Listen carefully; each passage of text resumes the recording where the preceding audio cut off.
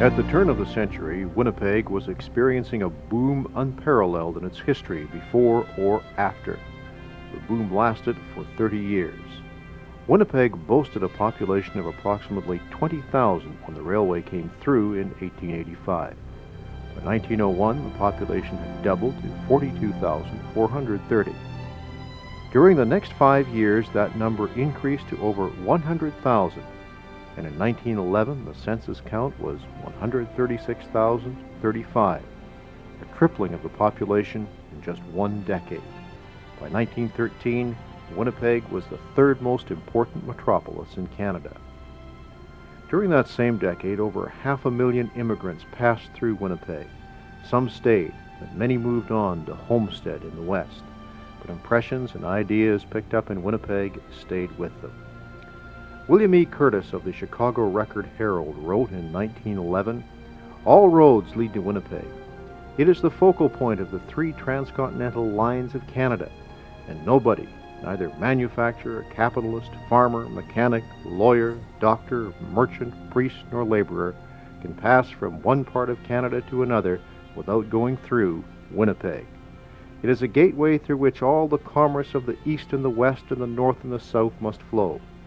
No city in America, at least, has such absolute and complete command over the wholesale trade of so vast an area.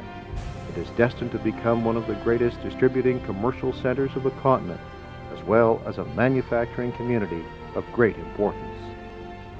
Evidence of the economic boom were everywhere. By 1890, Winnipeg was firmly established as the headquarters of the Canadian grain trade. The CPR station on Higgins was completed in 1902, and the Royal Alexander Hotel opened in 1906. By 1904, Winnipeg boasted several financial institutions. The T. Eaton Company's new store opened in 1905. The Eaton complex included a printing press and the catalog division. Great West Life was operating in 1906. In 1907, the stock exchange was operating. Real estate firms sprang up by the dozens, engaged in developing much-needed residential and commercial property. A young farmer and his family from Carlisle, North Dakota came to Winnipeg in 1901 and established a prosperous real estate company. But building a profitable business was not Andrew Harvey Argue's first priority. He spent much time studying the Scriptures and in prayer, seeking more of God. He became God's instrument for change. As in New Testament times, God visited Winnipeg, this center of commerce, and poured out His Spirit upon the city, the effects of which reverberated across the nation and the continent. Holiness preachers visited the region, and the Argues attended these services whenever possible. Sometimes these preachers would stay at their home. In 1906, Dr. A.B. Simpson came to Winnipeg, and one Sunday morning at the Holiness Mission, he held a special service where prayer was offered for the sick. At that time, both A.H. Argue and his wife Eva experienced healing. This greatly inspired their faith. In the spring of 1907, A.H. Argue traveled to Chicago to experience the holiness movement. The events that followed changed the course of his life.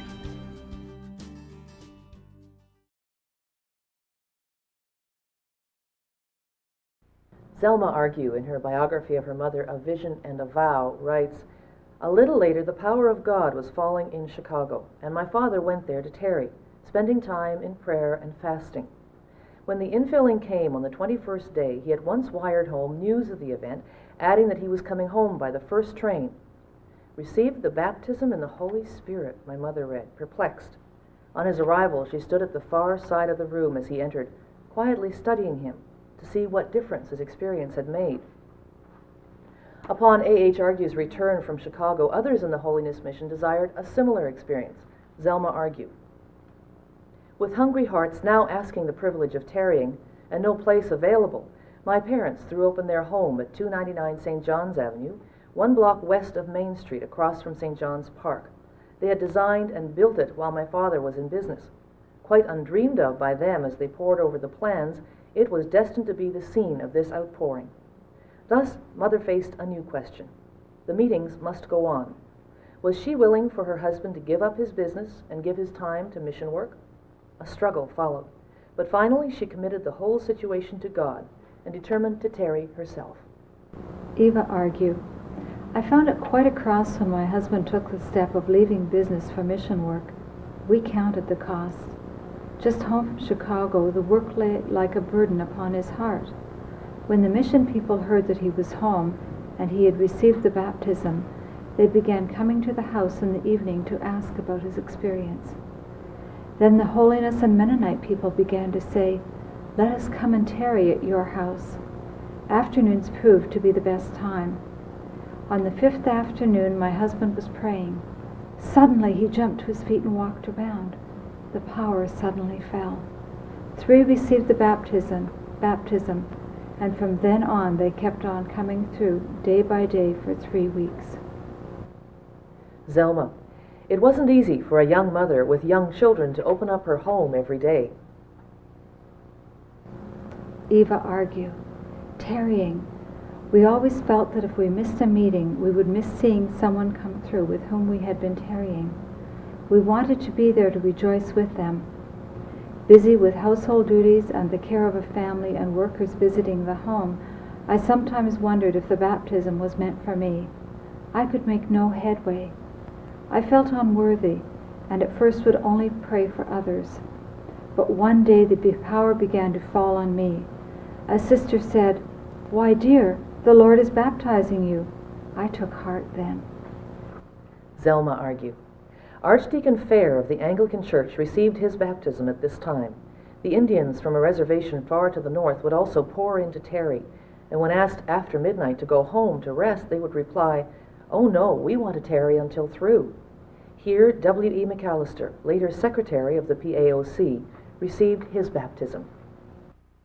Soon earnest Christians in and around Winnipeg heard of the outpouring of the Spirit and flocked to hear and see what God was doing. At that time, there were over 50,000 known Methodists, Salvationists, Baptists, Congregationists, and Presbyterians in Winnipeg, approximately half the population. Within weeks, larger premises were required. The group rented a store building at 501 Alexander Avenue in the heart of the immigrant area of Winnipeg. The location was at the foot of the present-day Slaw-Rebchuk Bridge. Zelma Argue. A mission became a necessity. 501 Alexander Avenue was obtained. Seats were moved in and services opened there. "You'll never fill that hall," some said, but soon the partitions that marked off 2 rear rooms had to be torn down to enlarge the hall. People stood out on the street sometimes looking in, and occasionally some climbed on the adjoining roof to look down in the windows. Meanwhile, my father acted as both pastor and janitor, scrubbing the floors and placing the chairs. But the newly formed mission also drew opposition. Zelma Argue. Bang, bang, bang. Firecrackers were thrown in and exploded around us as we tarried that first summer. On one Sunday evening, I was in the front row of seats in the service. The place was crowded, and the door to the backyard was open to give a bit of ventilation. Suddenly some eggs were thrown in, 2 of which struck me. Though feeling unworthy to be thus honored, yet I felt none of these things move me. Meanwhile, in the services, many were filled with the atmosphere of expectancy, as daily God added to the church. At our fall conventions, the railroad would give reductions to all delegates, 100 coming, and later 200. In one service in the fall convention 1908, my father immersed 147 without ever getting out of the water. In 1910, the work was moved to a more central location at King and Pacific. An unnamed benefactor paid the $500 to buy the lease. Some of the new immigrant families that began attending the mission at that time were the Gillies, the Schmidts, and others. It was during this time that the Amy Semple McPherson campaign took place. At first, the crowds were small, but when Amy visited the notorious Red Light District, she drew media attention. As a result, the crowds attending her meetings became so large that police had to close off the road several blocks away from the church. Many were saved. People went home on streetcars singing the songs they had sung at the meetings. The McPherson meetings made Pentecostalism a well-known religious movement in Manitoba, and help create a favorable attitude to it. In 1915, the congregation moved to Liberal Hall at 314 Notre Dame Avenue. The name used was the Home and Foreign Gospel Mission. The rent was an astronomical sum of $100 a month. The location was close to the main business sector. A sign hung outside inviting businessmen to noon hour prayer meetings. John Gibson and Alexander Brand, newly arrived immigrants from Great Britain, were attracted to those noon hour prayer meetings. They received the baptism and together with their families joined the congregation. In 1917, a summer tent crusade was held at the site of the present Hudson Bay Company store with Reverend R.E. McAllister as evangelist. Construction of the store began in 1925 and was one of the last major buildings erected before the boom ended in Winnipeg. Liberal Hall was later purchased by John and Hugh Hull, who operated Hull Publishing Company there for many years. The Hulls supplied the Christian community with much-needed Sunday school materials and good Christian literature. They contributed immeasurably to the growth and development of solid Sunday schools through their workshops and training programs. In 1918, the congregation moved to Langside Hall at Langside Street and Portage Avenue. Today it is known as Club Morocco. The Winnipeg General Strike of 1919 marked the beginning of a 30-year period of stagnation and decline for Winnipeg. June 21st, Bloody Saturday, was the culmination of the strike. The strikers had failed to achieve their major objectives, and after 6 weeks of effort, the futility of the strike had become painfully clear. In sharp contrast to the political and social tension played out in front of City Hall, the congregations gathering at Langside Hall increased in number and missionary fervor. That year also, J.R. Spence was commissioned for a missionary service to China, and others, like Sophia Nygaard, left for Africa. The congregation became part of the newly formed Fellowship, the Pentecostal Assemblies of Canada. This newly formed denomination in time was to become the largest evangelical group in Canada with far-reaching influences around the world. As the congregation grew, larger quarters were needed. Pastor Benham negotiated the purchase of the Old Wesley Church at the corner of William and Juno for $22,550, 25% of the original cost. It was built by the Old Methodist Church. The down payment was raised by selling the Langside property lease renewal privilege for $2,300 to Success Business College. The church was renamed the Wesley Pentecostal Church. The first meeting at this location was on November 30th, 1919. Some called it the Jesus Saves Church because of the large neon sign facing William Avenue. If we could hear the voices in these buildings, what would they tell us? Life was a struggle for many. On Sundays, most traveled by streetcar or foot. Following the morning worship service, many stayed to eat the lunch they had brought with them so their children could attend the afternoon Sunday school. And following the evening service, they would go down to the prayer room in the basement of the church to tarry. Some immigrants living in the vicinity of the Old Wesley recall how they would peek into the basement windows to see what was transpiring. They were cautioned by their pastors to avoid this strange religious group, but some immigrants did attend. The Depression forced many to leave their homesteads for the city. Many struggled to survive and put food on the table. The story is told about Pastor Buntain. He would buy 2 roasts each Saturday for the weekend. One, the better quality cut, he would always give to a needy family. The other, his wife would prepare for Sunday dinner. No doubt they shared it with another needy family at their table. During the week, many would again take the long trip via streetcar to participate in the midweek prayer meetings. And then there were the special prayer meetings for the needs in the community. One such story was told by a Jewish family. It was during the Depression. A Jewish pharmacist had developed a good rapport with some members of the congregation. One night, bandits broke into his store, shot and killed his employee, and wounded him.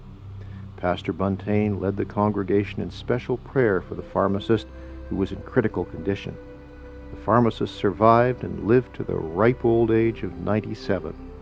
However, the inscription on the tombstone of the employee read, "He was shot while at work." Then there are the stories about the penny collections to raise the money to meet the mortgage payments on the building. Many struggled during the Depression due to loss of employment. The social network we know today did not exist. Many looked to the church family for support. Pastor Buntain was known throughout the city for his compassion and concern. God honored his flock and added to the church. Dr. Purdy started a Bible school at the Old Wesley. The young people, together with the Bible school students, were establishing Sunday schools in the suburbs. Soon, the congregation was looking for bigger premises. In 1938, they purchased the First Baptist Church of Hargrave in Cumberland. This had been the mother church for the Baptist denominations throughout Manitoba and the Northwest. But as its members had relocated to the suburbs, First Baptist merged with Broadway Baptist, hence the property at Hargrave became available. The Baptist Missionary Convention of Ontario sent its first representative west, the Reverend Alex MacDonald, in 1873. The group increased, especially under the leadership of the third minister to the Winnipeg group, Reverend Alexander Grant. In 1893, Reverend Grant commissioned Toronto architects Langley and Burke with a design for an edifice. Services began in the 400-seat basement in 1893, when the main structure was but brick walls and scaffolding. The church was fully completed in 1894. The seating capacity was 800. The total cost of the project was $43,000, including land, construction, and furnishings. In 1904, an addition was made to the auditorium that doubled the seating capacity to 1,500 people. A two-story addition was added to the west side of the church and cost $24,000. It was opened with much fanfare in January 1905. It was a beautiful edifice. The sanctuary was defined by the massive pipes of the organ, mounted over the preacher's pulpit. The groin vault, resting on cast-iron columns, gave the external appearance of a cruciform, but in plan, the building was nearly square.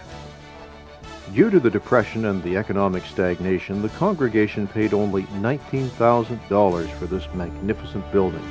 One Baptist member said, "We sold you the organ and gave you the church." The Kimball organ in the church had been purchased from the old Orpheum Theater. The Orpheum had purchased it from the Main Street Theater in St. Louis, Missouri. The down payment came from the sale of the Old Wesley. Within less than 2 years, the congregation paid off the mortgage. On December 31, 1940, they held a mortgage burning ceremony. Shortly after the move, Dr. Charles Price returned to the church to conduct an evangelistic campaign. Dr. Price suggested the name Calvary Temple. At first, only the main floor was used for Sunday morning worship services. The balcony was opened for the evening services. The great evening evangelistic services attracted large crowds from all over the city and the surrounding rural communities. Often there was standing room only. Many were saved, baptized in the Spirit. The membership continued to increase. Shortly after Pastor H. Barber arrived in 1953, the premises were enlarged to add much-needed Sunday school space and other facilities to accommodate the growing programs and crowds. 2 more additions followed. Soon, it was necessary to have 2 Sunday morning services as well. In 1972, a major construction project was underway to build the present 2,500-seat sanctuary. At that time, it was the largest sanctuary in Canada. Dominion Construction was the general contractor. The costs were contained thanks to the many, many hours of voluntary labor by tradespeople and others in the church. The entire project was expedited most efficiently and judiciously by Lauren Wood, who took early retirement just to oversee the project. In 1985, construction began on the A.H. Argue building. Many were saddened to see the beautiful old building demolished by the wreckers' hammers, but the building had served its time. It was no longer practical to maintain. However, great pains were taken to preserve the 60-foot tower, the beacon of light in downtown Winnipeg, the province of Manitoba, Canada. and regions beyond for over 100 years. The tower with the neon-lit cross stands as a monument to the founding of two denominational groups in Western Canada.